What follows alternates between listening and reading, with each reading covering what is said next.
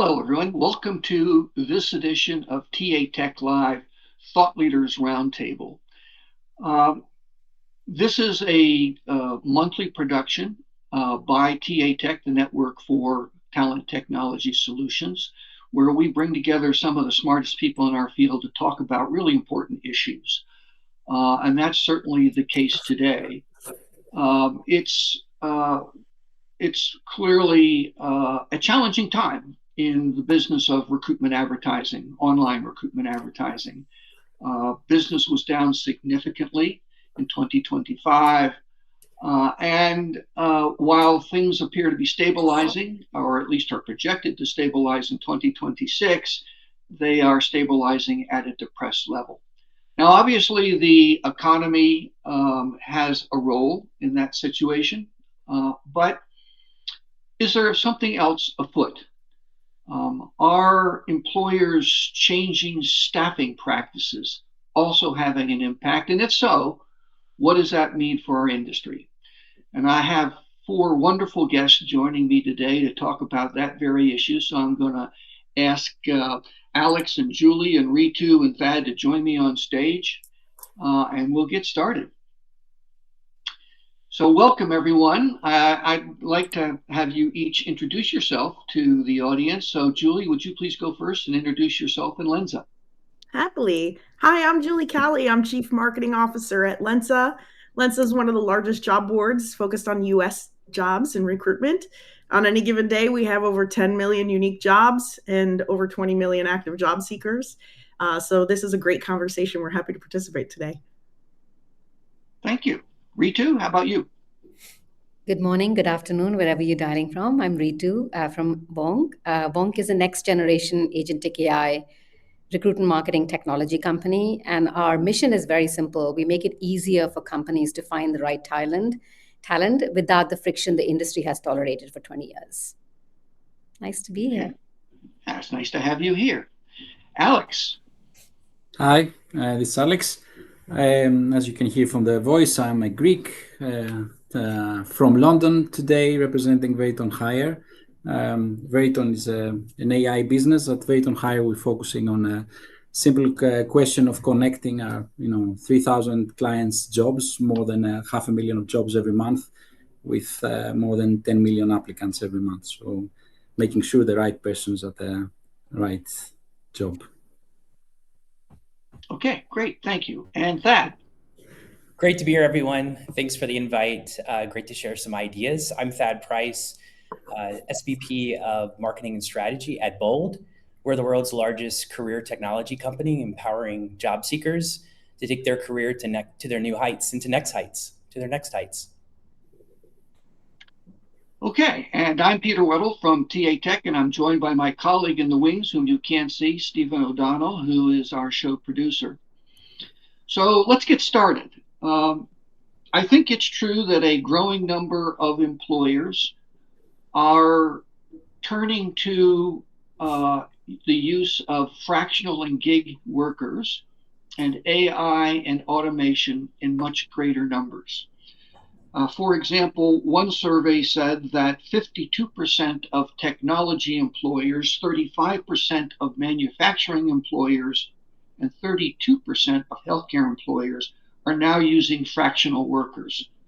That's in three industries that have traditionally been big generators of job postings. In another survey by HR Drive, 3 in 10 companies have announced that they have replaced workers with AI.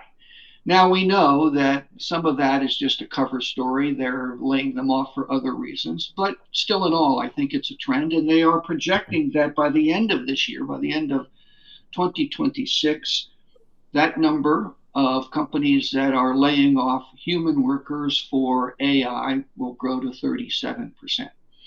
So whatever the numbers are, clearly the trend is that employers are increasing both their use of AI and automation and fractional gig workers. And I call that situation the great substitution. But I think it's open to some debate. So let's first talk about whether, in fact, based on your businesses, you see this happening, whether you think there is a great substitution going on, and if so, what that means. So, Thad, what do you think? Well, I think so. I like to think on the positive side. And what I mean by that is I do think we're seeing this kind of realignment around talent. However, I believe it really takes a different approach when we think about our businesses and when we think about the opportunity for job seekers. I like to think of it as more of realigning around being an opportunity engine. And when you think about being an opportunity engine, it redefines how we think about jobs, it redefines how we think about opportunities and how we think about work. And so I think if we think about all the changes in the labor market, it helps redefine the future of how we address the concerns and the needs of employers and the concerns and needs of talent. And that's very different in how we think about the traditional job board industry and the traditional recruitment industry. So who else is going to chime in here? Julie, what do you think? And I will agree. I love that your approach towards the positivity of it.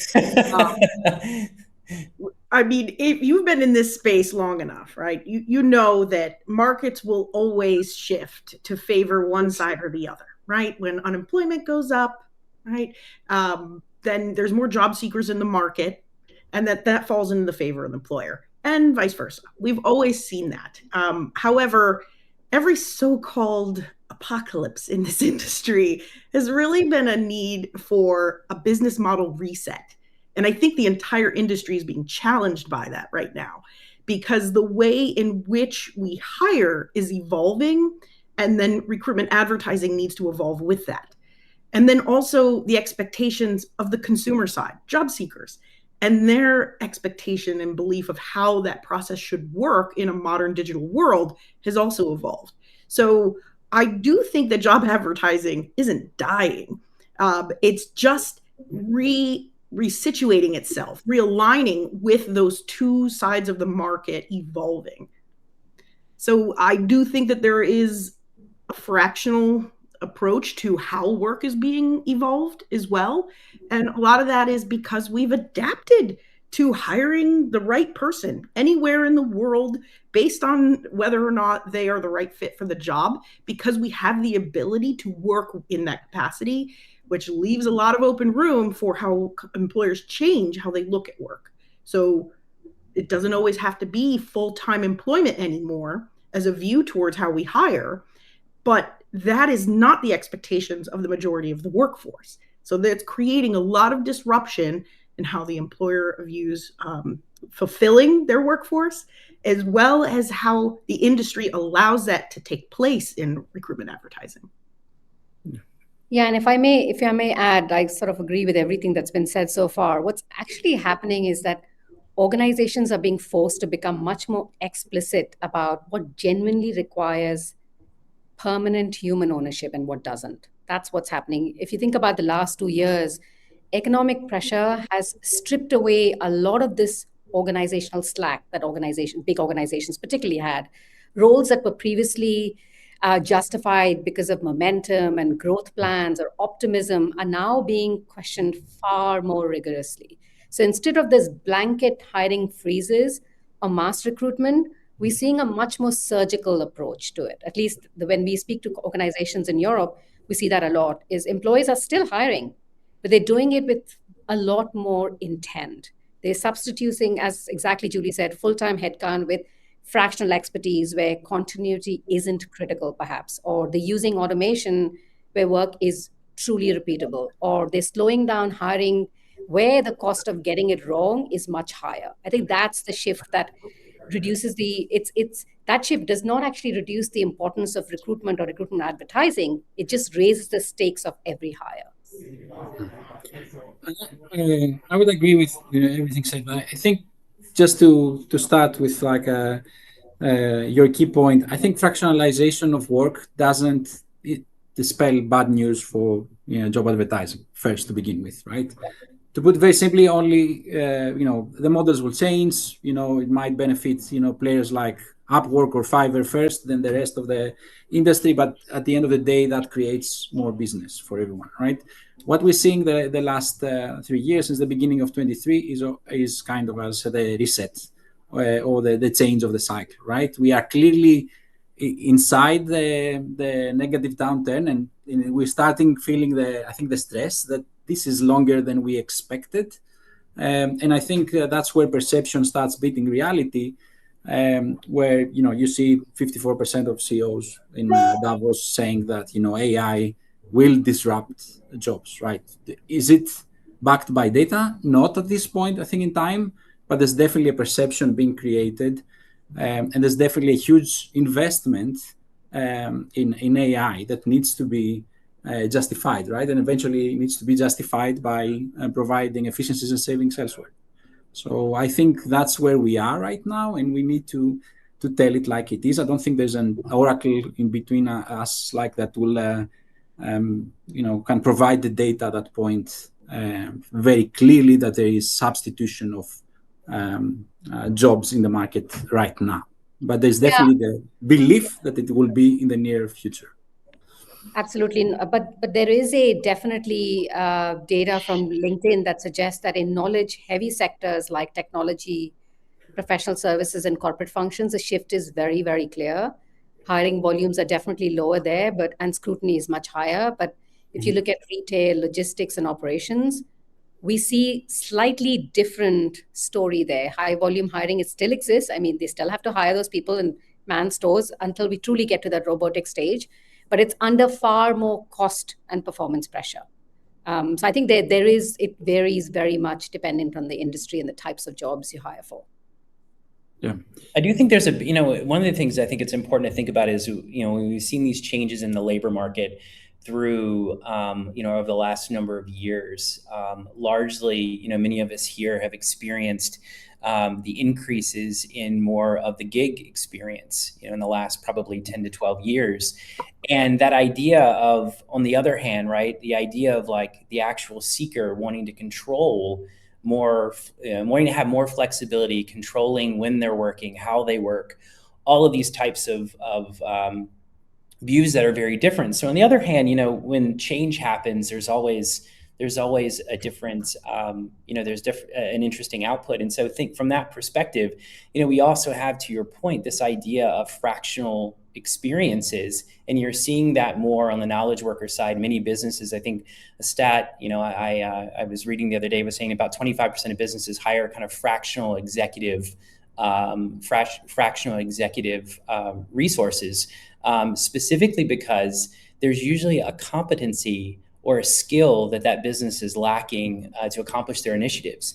And when I frame and think about where there's a lot of opportunity for us to, in the matching side of this, to really focus on what are the skills and what's the competency, particularly that a business needs to be successful, and finding talent that has that competency. I think that's where the huge opportunity in the future is, to really reframe the discussion around how we can be more effective as an industry.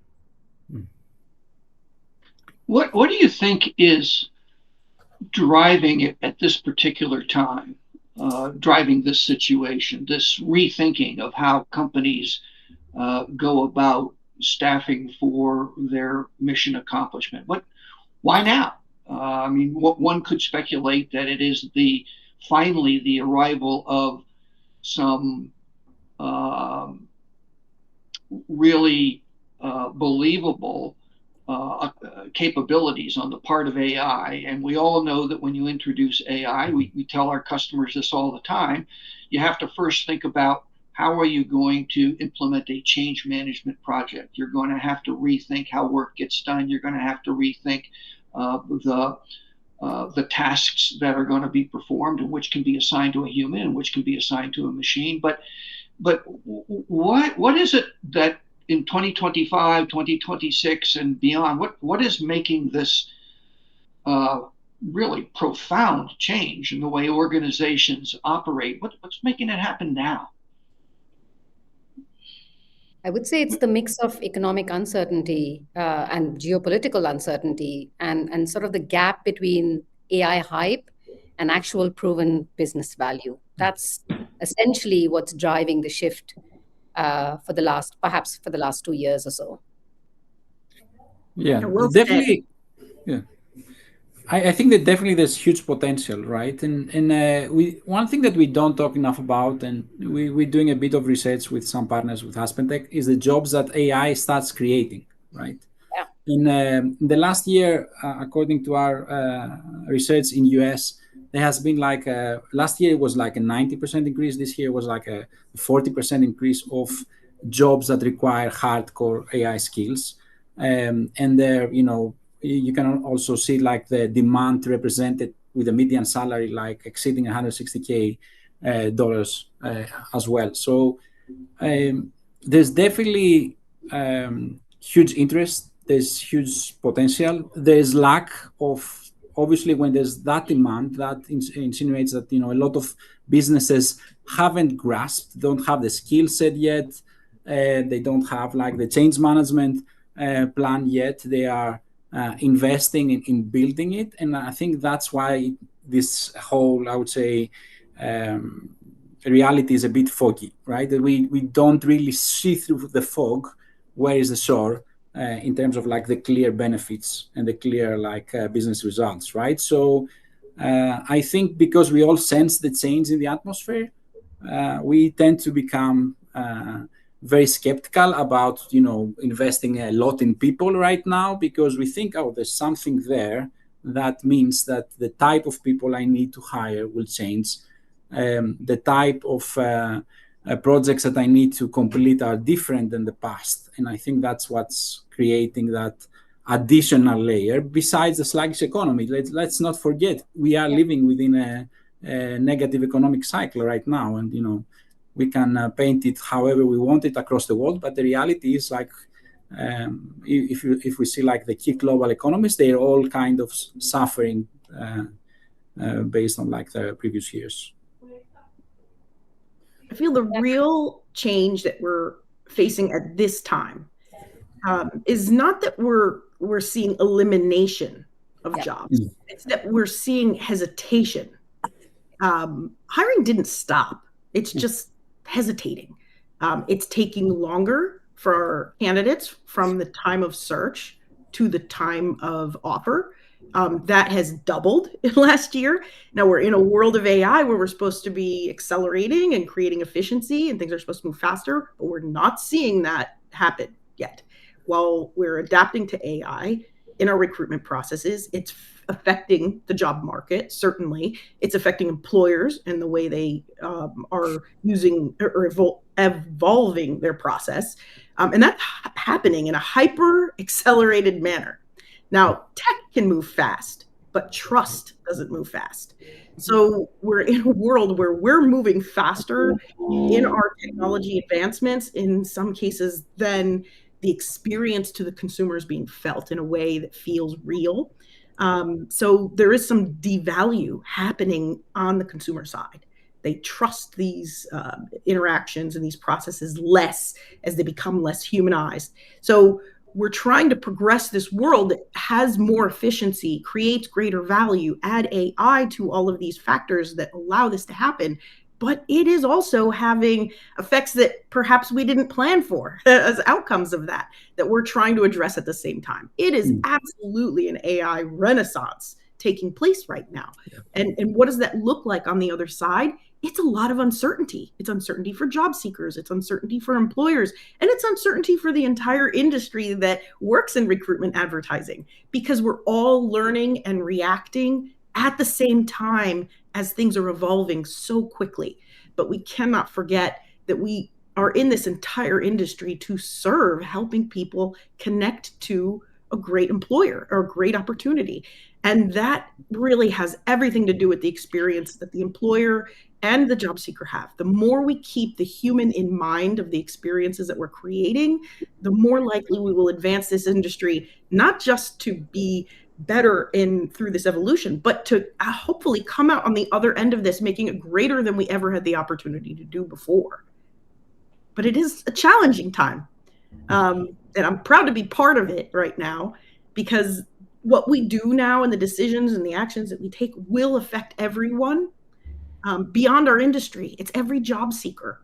And we're going to have to create the platforms that they're going to interact with in the future. Absolutely. Let me suggest a word. You described it as a renaissance, and I think that's a term we often use to describe a period of great flourishing, intellectually, socially, culturally, and so forth. But the Renaissance looked backwards, looked back to Greek and Roman times. Apologies, Alex, for its guidance, and that proved to be a wonderful stimulus.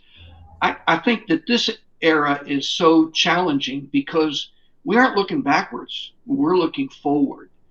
And so the term that I would use to describe it is the neo-naissance. It is looking forward to new forms of work, new forms of social, cultural, political interactions. And we're sort of figuring this stuff out as we go along. And that, in the chat stream, you may have seen my good friend Alex Murphy used the term fear. I think fear, in some respects, is driving this. Fear on the part of employers that they're going to get it wrong. So they're hesitating. Fear on the part of job seekers because they're not sure they can trust the technology they're being judged by and evaluated with. So let's talk for a moment about what that means for all of us. What do you think this, for lack of a better term, this neo-naissance means for the talent technology, talent acquisition industry, for job boards and talent marketplaces and aggregators and programmatic platforms, all of the companies that in some way or another are touched by online recruitment advertising? What's it mean? What do you think, Thad? I'd throw that out there and put you right on the spot. Thank you. It's very deep. I think that, going back to what I said earlier, I think that when we think about employment and we think about opportunity, it's defined by the individual, and the individual is driving their options and what's important to them. And yes, we've got a lot of macro factors redefining how we think about the labor market and how we think about employment and what's even available there. But from that perspective, taking a seeker first approach, it's about the outcome for the seeker. And that outcome could be higher. That outcome could be to find a gig, could have some fractional engagement. And that's a very different world. That's a very different world than maybe how we thought about recruitment advertising a few years ago, 10 years ago, a job board. And that's very different, right? In many conversations, in many circles, when you think about a job board, you're like, oh, this has to be a job. Well, what's a job? What's a job for people, right? We really want to help create opportunity for people and create a great win-win for an employer and a job seeker. And again, that job seeker has a competency that that employer needs to fill a gap, to grow their business. And I think if we anchor around that idea of, we're matchmaking, going back to the basics, right? We're matchmaking and finding the right jobs, however you define jobs, but we're finding work for people to be effective. I think that actually opens our industry in a different perspective and can allow us to think about recruitment advertising in a different way. And that's how I would think about it in this market. Ultimately, thinking about the seeker and what the seeker needs to be successful, you're a connector. You're a connector of opportunity. What do you need to do and how do you build to be able to be a connector of opportunity? And is that different than just job advertising, or is that different than just programmatic advertising? I think that becomes really important long term. Yeah. I think on my side, like the way that I would frame this, I think it's really important in a time of technological change to go back and review how you provide value to your clients, right? Be it job seekers and employers. And I think this is like this value redesign is a muscle that, a lot of us over the years where you focus on the day-to-day run of your business is difficult to kind of like sometimes rejuvenate and focus on. And the reality is right now, all of us need to look about redesigning kind of like our how we provide value to our clients, like the entire process pretty much. And that's a reality that happens in every I think, major technological revolution, and it takes some time, right? I kind of like quit university and started a job board back in 97, 98, and I thought things will, I could see it very clearly that these things will like revolutionize over time. It took almost 6-7 years to the point where we became a mainstream business. 6-7 years later, we got our first kind of like VC funding. Actually, it took some time. And okay, I was in Greece, and maybe it would be faster if I was in US at the time and all that stuff. But I think the same thing happens now. There's a lot of people trying things. There's a lot of new players in our marketplace that eventually will make it bigger, will expand it. But I think that because we are in this uncertain first period of the, let's say, of the AI revolution, we are not ready to commit to the bright future, all of us, and we are kind of focusing a little bit more on the fear factor than the opportunity ahead. So I think I'm on the optimist side, and I think it will be a huge opportunity, and eventually it will expand our sector. At the end of the day,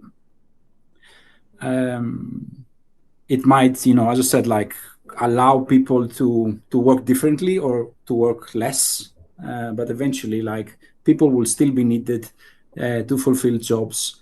There's going to be a cycle where we will have more shortages or more attractions. Suddenly everybody around the world forgot about like the demographic kind of like storm that is coming for labor markets as well over the coming years. And I think that will help with the technology kind of like correct to a brighter future. That's I share the same exact optimism as Alex. The pressure isn't actually on recruitment advertising as a concept. It's more on the undifferentiated recruitment advertising. So if models primarily built on, I'm new to the world, actually, all of you are much more experienced and seasoned in this industry. But if I think about the models that this industry has been built on, is primarily around traffic, around impressions, around broad reach, but employees are still struggling to sort of say, they're not buying attention anymore and impressions. They're really buying that confidence. And I think that's what's going to shift massively in terms of what this would mean for our industry, and particularly for publishers. Publishers and networks, the more they can embed themselves into actual existing workflows, whether it's ATSs or wherever jobs are created, and start to think about more outcome-based models, are going to be far more resilient. Someone mentioned fear and this whole risk. So that's going to be the case, is the more we can justify the spend and be differentiated around the spend, and this whole, everyone talked about ROI, but it's becoming absolute table stakes, is justifying spend. So we see this very clearly across our partner ecosystem, channels that can demonstrate performance and accountability. And when I say performance, it's not impressions or clicks, but can demonstrate actual performance of time to hire, or faster hire, or close to hire, and accountable, and be accountable, still attract that budget.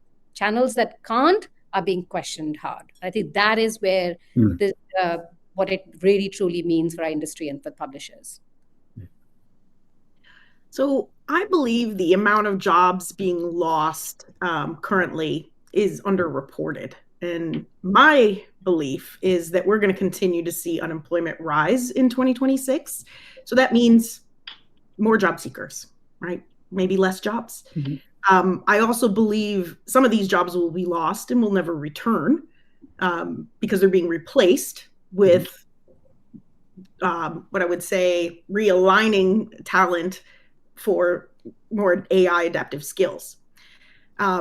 So job seeker demand for jobs is going to rise with that. People are going to need platforms that help them find jobs more this year than they have in previous years. So candidate trust, though, is eroding on our entire space. And that has a lot to do with ghosting, AI-generated content, fake jobs, spam emails. There's all kinds of experiences that job seekers are having that our industry creates that overwhelms them. But publishers have an opportunity and a responsibility to create clarity. what's real, what's active, what's worth a candidate's time.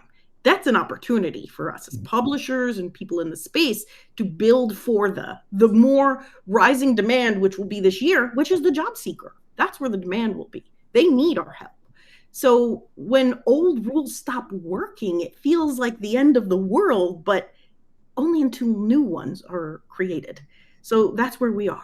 We need to create new rules that lean in on more authenticity and transparency that help the job seeker navigate through all the noise of this space. Okay, well, we've just about come to the end of our roundtable conversation, and I'm shortly going to open up the open mic segment. We've had, as you probably have seen, we've had a fairly active chat stream here during our conversation. But before I invite our attendees up on the stage to offer their views, any final thoughts that you'd like to share with this large audience that we have today about what is the state of online recruitment advertising? Any final thoughts? All right. And I'm going to open up the floor. If you'd like to come up on the stage and have your say, please just indicate in the chat stream that you would, and our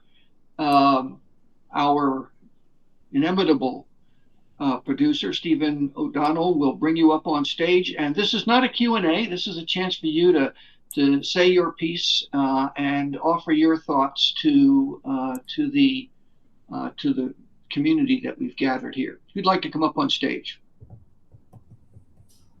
We have anybody, Stephen? No one's putting a hand up at the minute, but I've got a couple of questions that I'd like to pitch in. Actually, there's a comment that Alex Murphy made, which is on the one hand sounds funny, but true at the same time. That AI creates 3 jobs for every one it takes away, and it made me immediately think of the same person doing 3 jobs, as we often hear about. Yeah, and I always say this: AI isn't just changing how work gets done anymore. It's creating demand for new full-time roles in oversight, in orchestration, in compliance, in strategy, in quality control. So I'm on that same side as Alex, where it is also creating many new jobs. Organizations still need to have accountable humans to manage these systems, to interpret outputs, to guide automated workflows end to end. That can't be done with AI. Yeah. I have one further question. Hiring has traditionally been seen as a distress purchase. Are we seeing employers with better planning, perhaps with AI, and anticipating their hiring needs sooner and then allowing for more direct sourcing than traditional advertising? Are they avoiding advertising because they're being swamped with resumes and going straight to the direct sourcing methods? I certainly, I'd say through sentiment, through a lot of conversations, have understood that recruiters are finding a lot less trust in posting jobs. And the reason for that is that they're getting flooded with applications, and half of them are AI generated resumes that they can't even reach a contact for. So there is this distrust. If I post, am I going to get the candidates I need, or am I just going to get more work to do?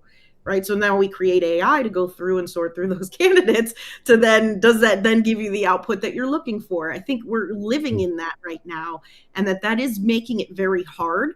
On the recruiter side, I have a lot of empathy for the recruiter who has to sit in seat and adapt to new technology and then go through these large pools of candidates that are applying who are also using technology to game the tech. So it's a very difficult time. My absolute empathy lives with the recruiters who have to live in seat and work through this every day.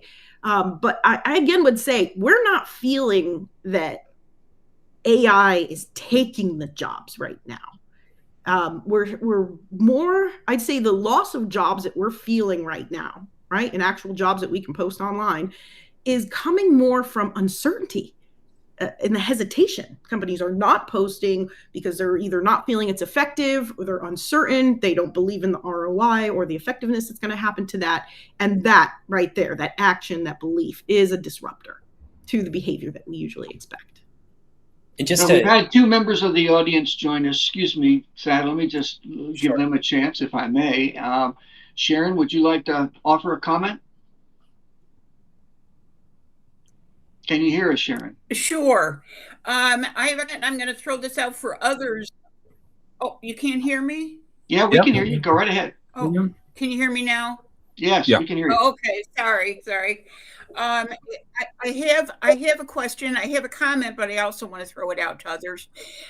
It seems like when there is so much consternation over AI by job seekers, and they need training.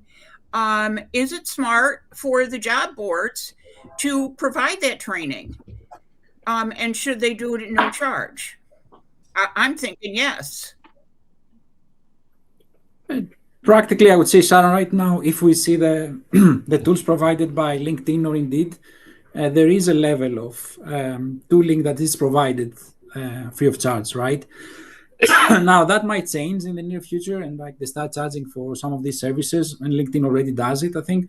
But yeah, I think that what you're saying is true. I wouldn't say it's training necessarily, but pretty much like using the same tools to guide the candidate journey on their side is something that I would expect pretty much every job board to do within the next, I would say, 12 months.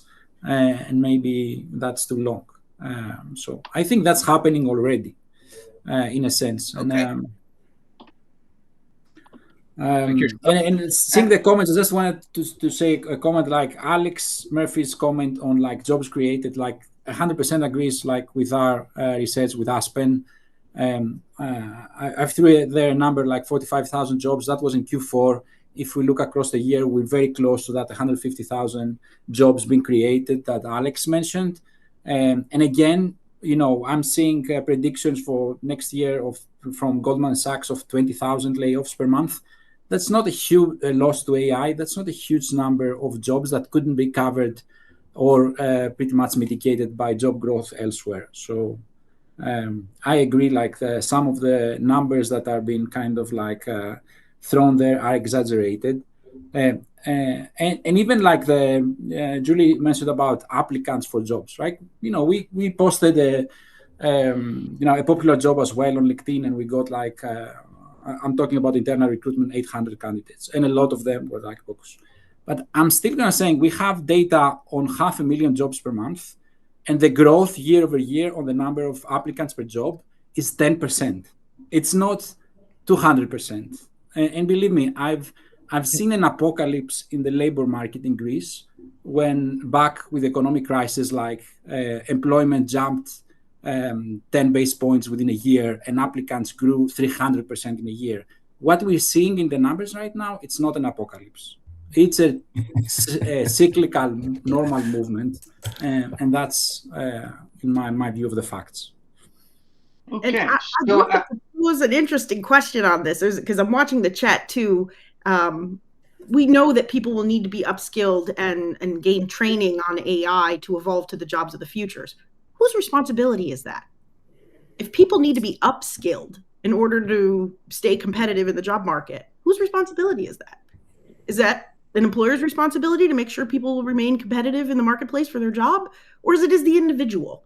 I do think that job seekers do need to take accountability for learning about AI because they can't expect their employer to teach them how to be competitive in the market for their job. And they can't expect that job boards are going to teach them the skills that they need to have for the jobs that they're going to do. So there is an ownership of all individuals to advance themselves to be competitive in the market for the future. Isn't that also the problem though with the industry when you think about the alignment, right? The alignment is when you think about a connection and you think about a job seeker, right? A career is 40 years. And are we thinking about that? And is there a role to play to help connect that for job seekers to prepare them in the future? Because ultimately, if you're unable to find work or you're unable to monetize your skills, there's a gap. And I think that there's an opportunity there. And I do think that there is a role to play to help someone connect and to help someone really think about their career from a long-term perspective and not the panic searching, that happens when there's unemployment duration. And so, I think there's an opportunity there for the industry.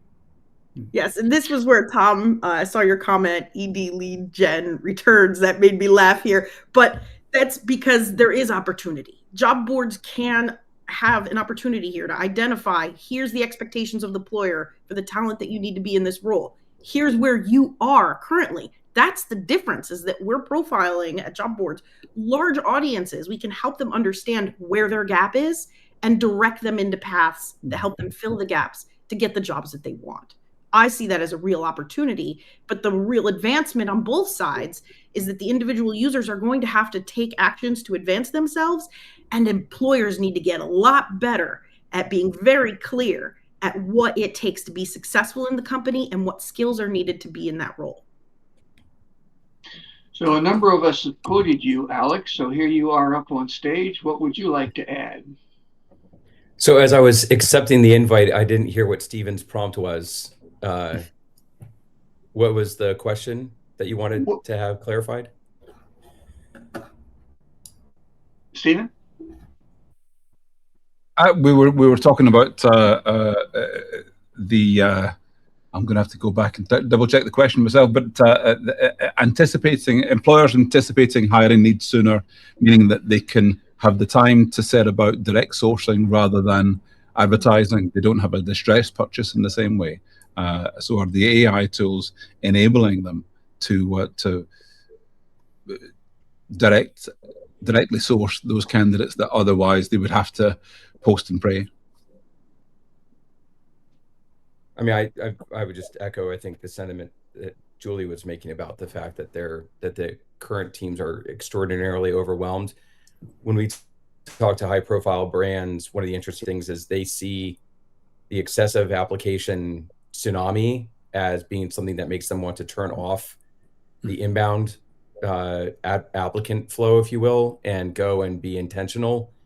I think that that's now going to be kind of thrown into a big, gigantic question mark with respect to the Eightfold lawsuit and how to think about, where is the point of demarcation? So, where is the point of demarcation where you enter into the Fair Credit Reporting Act kind of issues versus where you don't, where you can use it for marketing versus where you're using it for selection, and to what degree people want to entertain being charged with having an adverse action report or something to that effect enter into their world. If you're an employer, you just George LaRocque was on an episode that we did back in December, and he had a statement that I thought was kind of brilliant, which is compliance built the entire TAtech stack.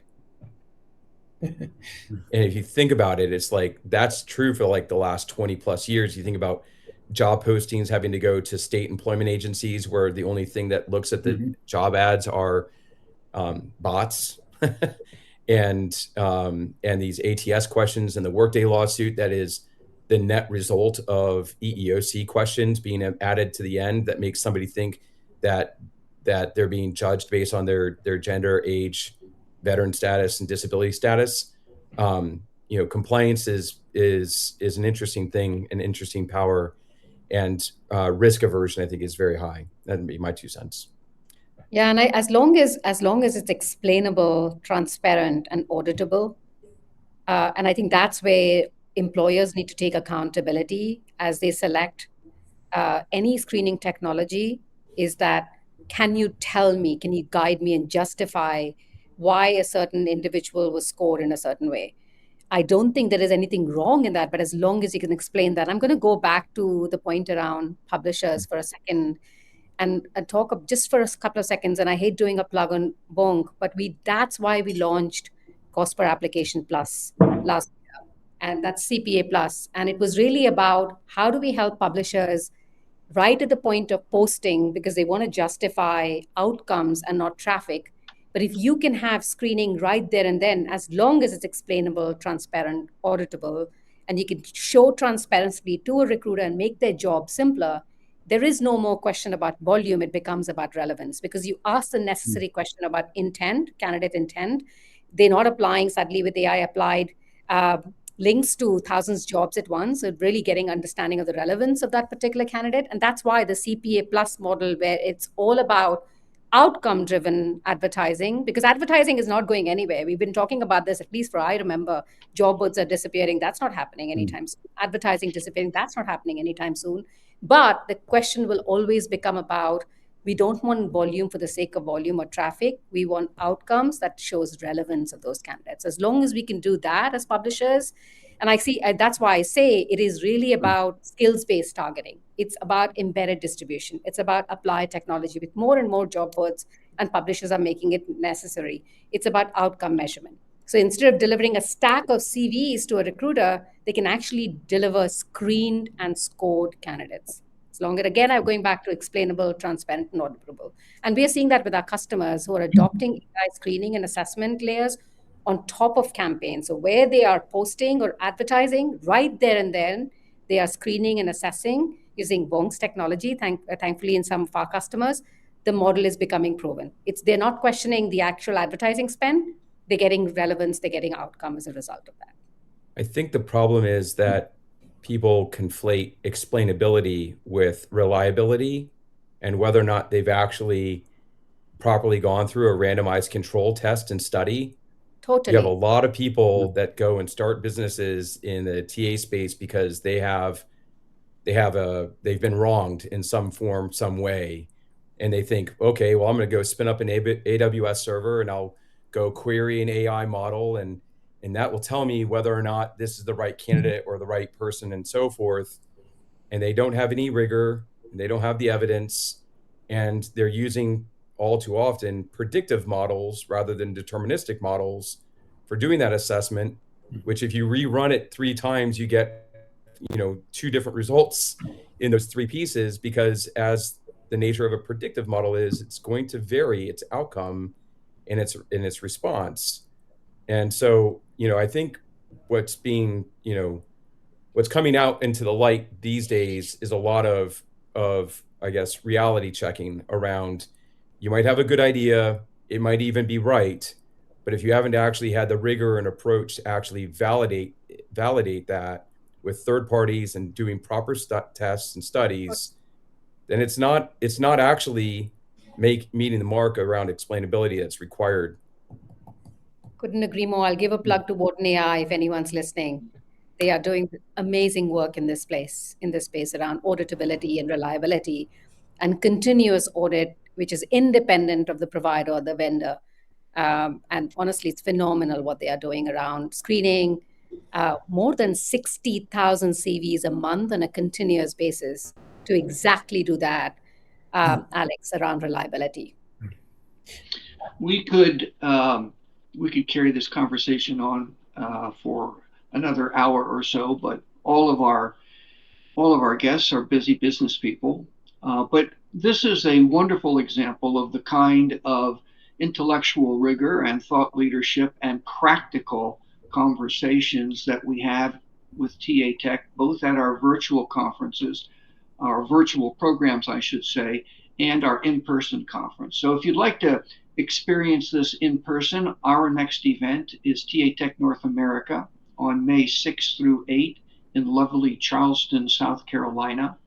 We're going to have some truly spectacular business and thought leaders, but there is much wisdom sitting in the audience, as you saw here today at TAtech events, as there is up on stage speaking. So it's a very interactive experience, a chance for you to share your views and to tap into the views of your colleagues and hopefully come away with a better, more nuanced, more grounded understanding of the challenges and, as we discussed here today, the opportunities in our industry going forward.